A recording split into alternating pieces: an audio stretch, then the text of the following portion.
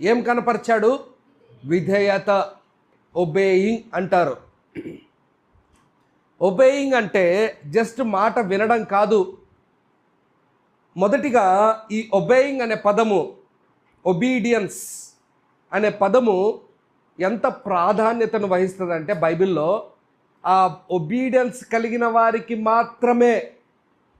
మాత్రమే ఏ విడుదలైనా, ఏ విషయాల్లో అయినా ఎలాగ ఉండాలో దేవుడు సహాయం చేసి నడిపించిన అనేక మంది బైబిల్లో ఉన్నారు. అబ్రహాము విధేయుడు, ఇస్సాకు విధేయుడు.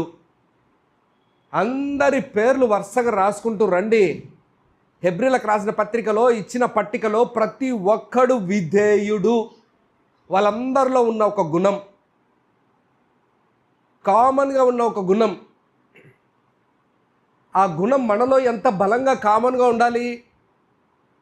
మనలో కూడా ఆ విధేయత అనేది చాలా సీరియస్గా ఉండాలి.